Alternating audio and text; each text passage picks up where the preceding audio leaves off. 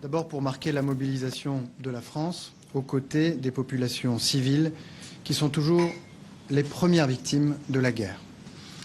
En Israël, au Liban, en Iran et ailleurs, des femmes, des hommes, des familles vivent dans les abris, dans l'angoisse des bombardements et dans l'espoir d'un avenir meilleur pour eux-mêmes et pour leurs enfants.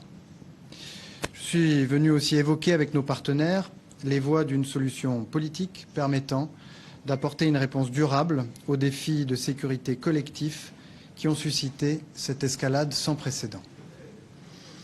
À Beyrouth, je me suis notamment entretenu avec le président Joseph Aoun, le Premier ministre Nawaf Salam, le président du Parlement Nabi Berri, le patriarche maronite. À Jérusalem aujourd'hui, avec mon homologue, ministre des Affaires étrangères, Gideon Sa'ar. J'ai en premier lieu évoqué avec eux la dramatique escalade au Liban, provoquée par la décision inadmissible et irresponsable du Hezbollah, que nous avons condamné avec la plus grande fermeté, de se joindre aux agressions iraniennes contre Israël, faisant primer le soutien au régime de Téhéran sur la stabilité et la sécurité du Liban et entraînant ce pays dans une guerre dont ne voulaient ni ses autorités ni sa population. Face à ces attaques qui éprouvent durement la population civile israélienne, notamment au nord du pays, contrainte de se réfugier plusieurs fois par jour dans les abris, Israël a évidemment le droit de se défendre. Les populations et les infrastructures civiles doivent évidemment être préservées de ces opérations, conformément au droit international humanitaire. Les autorités israéliennes m'ont assuré qu'elles mettaient tout en œuvre pour ce faire. Les conséquences humanitaires de ce conflit, qui a déjà fait près de 1000 morts et 1 million de déplacés, sont d'un point d'attention majeur pour la France.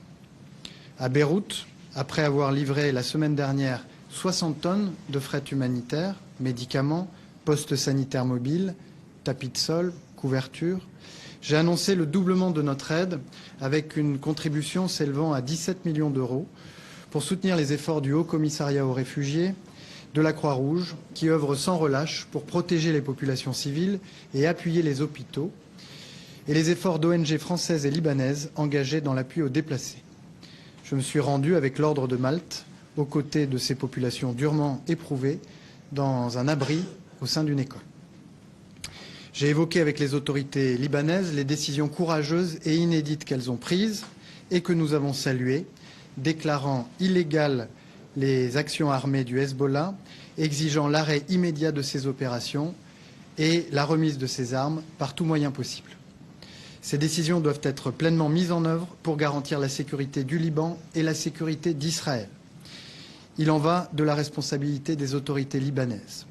Et conformément aux instructions du gouvernement, l'armée libanaise doit prendre toutes les mesures qui s'imposent pour mener à bien le plan de désarmement du Hezbollah approuvé par le Conseil des ministres.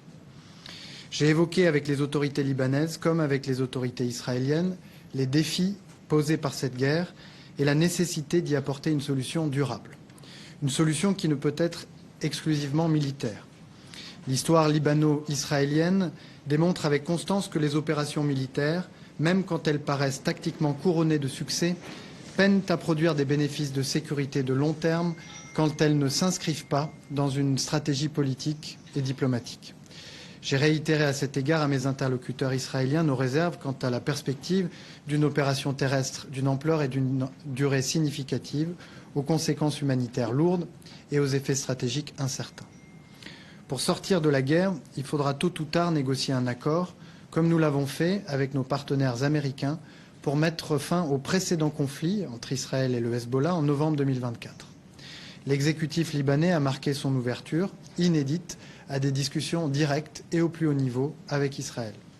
C'est une opportunité historique que j'ai appelé mes interlocuteurs israéliens à saisir, de pouvoir enclencher des discussions en vue d'un règlement durable qui doit marquer l'affermissement de la souveraineté libanaise et notamment du monopole des armes par l'État qui doit seul protéger l'ensemble des communautés au Liban, y compris et notamment la communauté chiite, mais aussi la définition d'un nouveau cadre pour les relations libano-israéliennes qui permettent de mettre un terme à l'état de guerre entre les deux pays, de délimiter une fois pour toutes les frontières terrestres et de tracer un chemin vers la paix et la sécurité partagée pour les deux pays.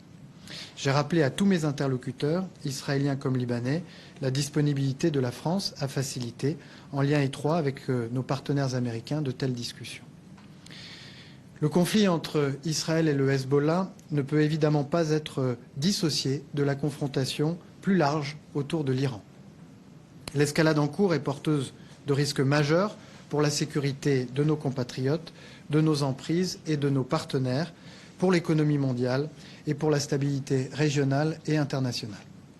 S'agissant de nos compatriotes, j'ai pu féliciter, au Liban comme en Israël, nos agents et leur engagement exemplaire dans un contexte difficile au service de la protection de nos communautés, 200 000 Français en Israël, 25 000 au Liban. Nous nous efforçons jour et nuit d'apporter des réponses à leurs difficultés et de faciliter le retour en France de ceux qui le souhaitent. Je veux aussi saluer le travail du contingent français de la FINUL au service de la stabilité. S'agissant des menaces qui pèsent sur l'économie mondiale, j'ai exposé les efforts dont la France a pris l'initiative pour travailler à une mission internationale défensive concourant à rétablir la liberté de circulation maritime dans le détroit d'Ormuz. Des dirigeants européens et asiatiques ont marqué hier une intention similaire. Le président de la République a également proposé hier un moratoire contre les frappes ciblant les infrastructures civiles, qu'elles soient liées à l'eau ou à l'énergie, qui a suscité l'approbation du président américain et des dirigeants européens. S'agissant de la stabilité régionale et internationale, pour laquelle le programme nucléaire du régime iranien, son programme balistique et son soutien à des groupes terroristes armés dans toute la région constituent de longue date un ensemble de défis et de menaces. J'ai redit à mes interlocuteurs israéliens notre conviction que, quel que soit le résultat des opérations militaires en cours, il devra être complété par une solution politique produisant des effets durables. À cet égard, le régime iranien doit se résoudre à des concessions majeures et à un changement radical de posture permettant qu'émerge une telle solution, permettant la coexistence pacifique de l'Iran avec son environnement régional et permettant au peuple iranien de construire librement son avenir. La stabilité de la région passe aussi par la mise en œuvre du plan de paix présenté par les États-Unis d'Amérique à l'automne dernier pour Gaza, accès humanitaire sans entrave, désarmement du Hamas, restauration d'un horizon politique fondé sur la solution à deux États. Je ne suis pas venu promettre aujourd'hui une fin immédiate des hostilités, qui n'est pas dans les mains de la France, pays qui n'est pas parti à ces conflits. Il n'y a pas de sortie de crise de court terme évidente à la conflagration régionale en cours, qui dure d'une certaine manière depuis le 7 octobre 2023, mais cela ne doit en aucun cas être un prétexte à l'inaction. La France ne pratique pas la diplomatie de l'attentisme et de la résignation. Au contraire, c'est notre responsabilité de travailler dès aujourd'hui à poser les jalons d'une solution politique durable qui mette fin aux guerres dans lesquelles le Liban et Israël sont depuis trop longtemps plongés. C'est ce à quoi je suis venu travailler aujourd'hui. Merci pour votre attention.